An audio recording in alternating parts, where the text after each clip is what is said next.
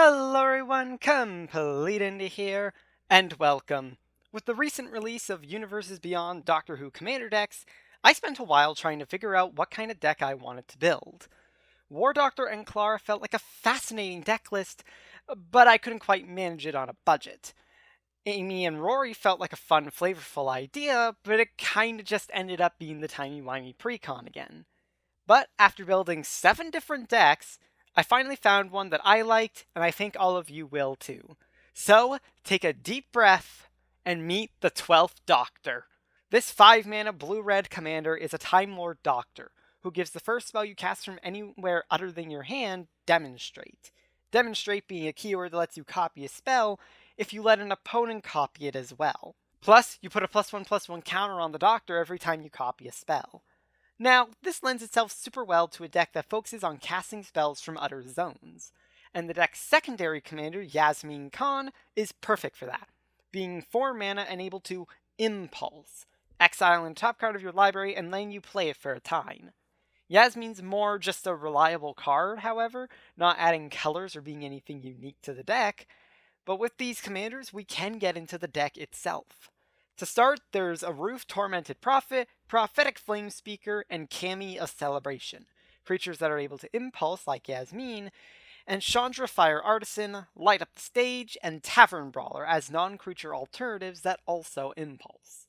We also have Invasion of Kaldheim, which both exiles our hand to be cast and draws us a brand new hand, which also is a good segue to our other form of card advantage, card draw. Mischievous Cactgeist is a creature that draws cards, with a spell we can cast from our graveyard for bonus card draw. Spells like Tales of the Ancestors and Chemist's Insight are able to draw us multiple cards at once, and other options like See the Truth and Surge of Brilliance exist as payoffs for casting stuff from other zones. We also have a few other notable ways to get cards. Mission Briefing surveils and lets us recast a spell from our graveyard, and Experimental Frenzy lets us cast the top card of our library, while also causing problems for our opponents if we make them copy it, especially if they aren't playing red. We also have a few ways to cast spells that belong to our opponents. Direfleet, Daredevil, and Wildfire Devils enable us to cast instants and sorceries from their graveyard. Grenzo Havoc Razor, Itali Primal Storm, and Mezio Mugger all exile the top card of our opponent's library, allowing us to play it that turn. And Dazzling Sphinx, Chaos Wand, and Talent of the Telepath all find a random instant or sorcery card from their library for us to cast for free. Of course, we want ways to cast our own spells multiple times as well. Gale, Waterdeep Prodigy, Ifrit Flame Painter, and Arcane Proxy are all able to recast stuff from our graveyard, and we have Phoenix of Ash and Skyway Robber, both of which have escape and can be recast many times. Of course, we also want repetition, so Mirror Hall Mimic, Sakashima's Protege, and Stolen Identity are all great additions, seeing as they also trigger the 12th Doctor's ability, and Dual Strike, Increasing Vengeance, and Mizzix's Replica Rider can copy our spells while they're still on the stack. And if we ever need it, we can get rid of unnecessary spells too, to Niv Magus Elemental in order to make it stronger, Synthesis Pod if we want a spell from our opponent's deck, or Nero Wild Mage if we want a spell from our own deck instead.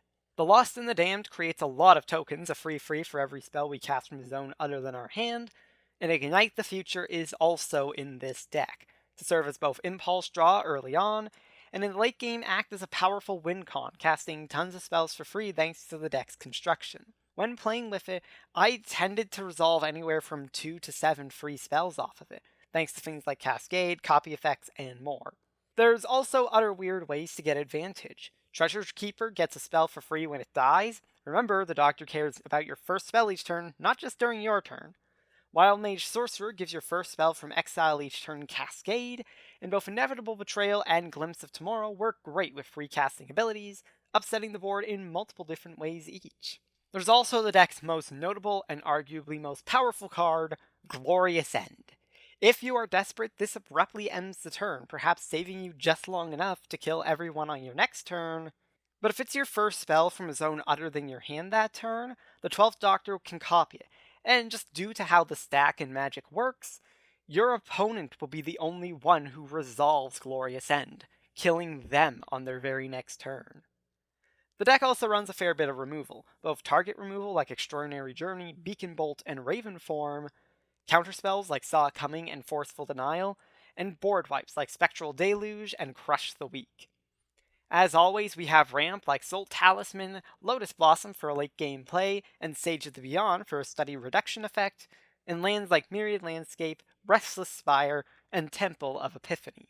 And then, when it's all said and done, you have a $50 deck around the 12th Doctor. This deck was honestly a lot of fun, both to build and to play, and to be honest, this set is, I think, my favorite set released in a long time, if not ever, for Magic the Gathering. I am a big fan of Doctor Who, and I have a very big video planned regarding the new set, so stand by for that. But this deck was a lot of fun, and this is maybe the most fun I've had with Commander Precons and Commander sets and just sets in general for a long time. Thank you so much for watching. A huge shout out to Medage NetTwitch and all my other Patreon supporters. If you want to support the channel, it would help out a ton. You can watch these videos here, and until next time, never be cruel, never be cowardly, and have fun.